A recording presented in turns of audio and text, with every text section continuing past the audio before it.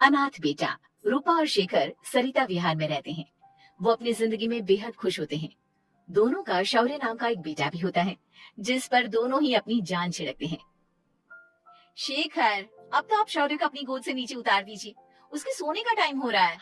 नहीं रूपा, इसे मेरे पास ही रहने दो प्लीज। मैं थोड़ी देर में इसे बिस्तर में सुला दूंगा। लेकिन कल सुबह आपकी ऑफिस में मीटिंग भी तो है ना, और इसके लिए आपको कल जल्दी भी तो निकलना होगा। जाइए, आप भी जाकर सो जाइए। क्या यार, अभी तो मेरी गोद में आया था मेरा बेटा और तुम उसे लेकर जा रही हो।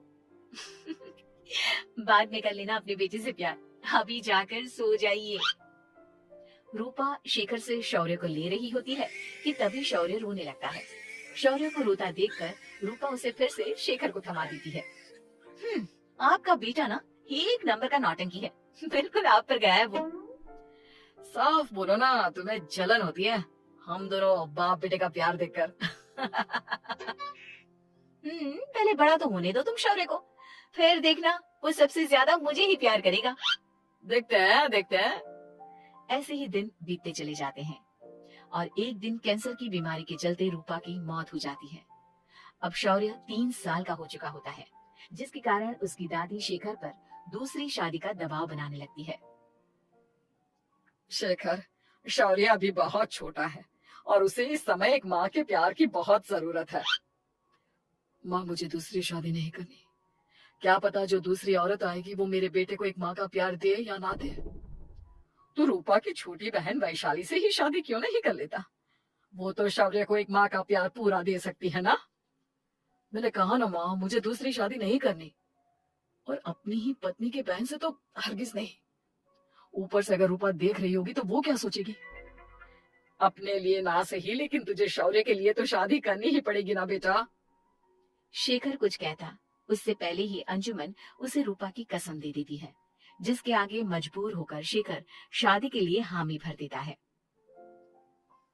देखो वैशाली, मैंने तुमसे शादी सिर्फ अपने बच्चे के लिए की है। मैं चाहता हूँ कि तुम उसे एक माँ का भरपूर प्यार दो। शौर्य, आपके साथ साथ मेरा भी कुछ लगता है। अगर आप मुझसे शादी नहीं भी करते, तब भी मेरा प्यार शौर्य के लिए कभी कम या ज्यादा नहीं होता। शादी के कुछ दिनों बाद ही शेखर की माँ की भी मौत हो जाती है। वैशाली शौर्य को एक माँ से भी बढ़कर प्यार देती है। शौर्य को लेकर वैशाली का यूं निस्वार्थ प्यार देखकर शेखर को भी उससे प्यार हो जाता है और कुछ सालों बाद शेखर और वैशाली का भी लड़का हो जाता है। लेकिन इसके बाद वैशाली का शौर्य को लेकर बर्ताव बदलने लगता है। वैशाली, मैं देख रहा हूँ तुम आजकल शौर्य का जरा भी ध्यान नहीं रख रही हो।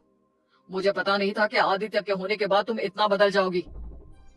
आदित्य मेरा अपना सगा खून है और शौर्य दीदी का, फिर मैं दोनों में अंतर कैसे नहीं करूं? माँ भले ही दोनों के अलग अलग है, लेकिन पिता तो एक है ना।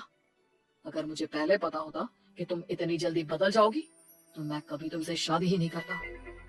हाँ, तो किसने कहा था आपसे मुझसे शादी करने के लिए? मैं थोड़ी ना आई थी आपके पास, आपकी माँ ही आई थी मेरे घर आपका रिश्ता लेकर। वैशाली, मुझे तुमसे ऐसी उम्मीद नहीं थी। गुस्से में शेखर अपना पैर पटकता हुआ शौर्य को वहाँ से लेकर चला जाता है। पापा, मम्मा मुझसे प्यार क्यों नहीं करती?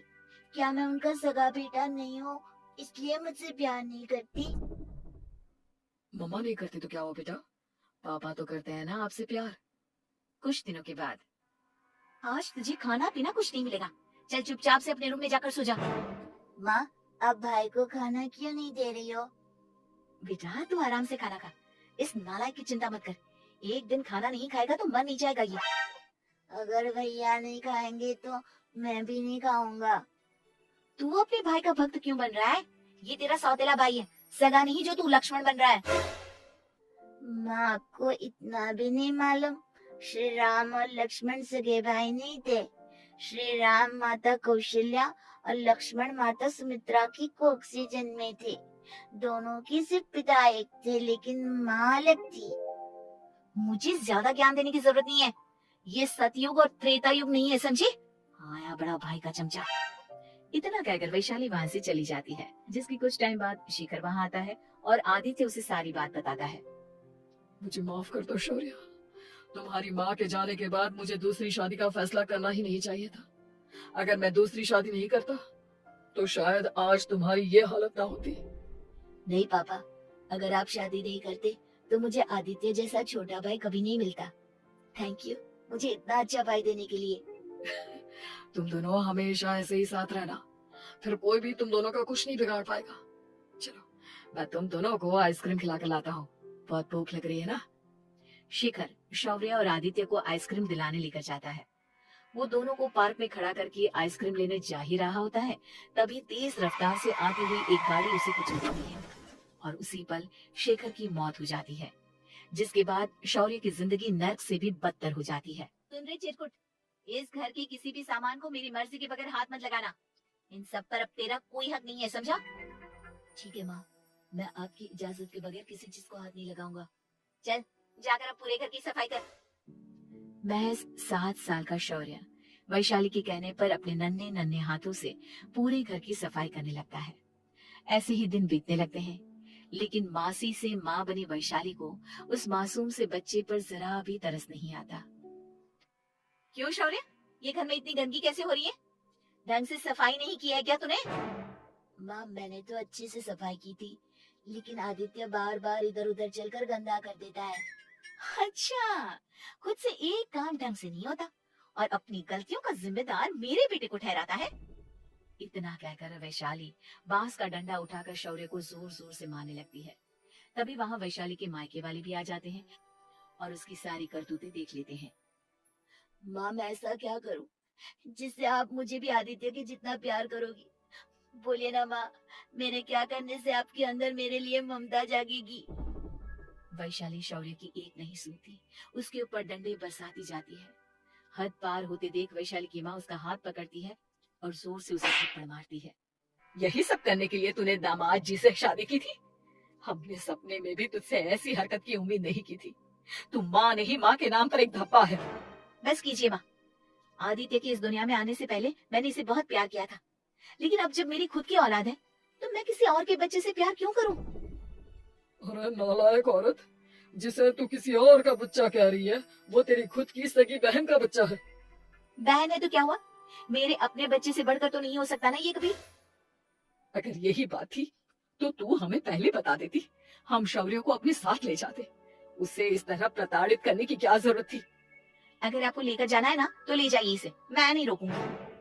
नहीं माँ, मुझे कहीं नहीं जाना, मुझे आपके साथ ही रहना है। मैं तेरी कोई माँ बाबा नहीं हूँ, तेरी माँ मर चुकी है, समझा? अब निकल जा मेरे घर से। माँ अब बहुत गंदी हो, मुझे भी नहीं रहना आपके साथ, मैं भी भाई के साथ ही जाऊंगा। अरे तू क्यों जाएगा, तू तो मेरा सगा बेटा है, जाने दे इसे। हम यहाँ ऐश से रहेंगे, तुम्हारे पापा बहुत सारी जमीन जायदाद छोड़ गए हैं तुम्हारे लिए। नहीं माँ, मुझे भाई के साथ जाना है, आप अच्छी नहीं हो, आप बहुत बुरी हो, अब भाई को बहुत परेशान करती हो। देख वैशाली, तुझसे ज्यादा समझ तो इस मासूम बच्चे में है। ये तेरे बुरे कर्मों का ही नतीजा है, जो आज तेरी सगी औलाद खुद से तुझे ठुकरा रही है। आदित्य, तुझे इस शौर्य ने भड़काया है ना मेरे खिलाफ? नहीं माँ, मुझे किसी ने भड़काया नहीं, पर मैं सब देखता हूँ, सब समझता हूँ। भाई बहुत अच्छा है, वो आपकी जैसा नहीं है। चिड़िया नानी। इतना कहकर वैशाली के मायके वाले आदित्य और शौर्य को अपने साथ ले जाते हैं और इस तरह वैशाली बड़े से घर में अकेली पड़ जाती है। 2 बेटों के होते हुए भी आज उसे माँ कहकर बुलाने वाला कोई नहीं होता।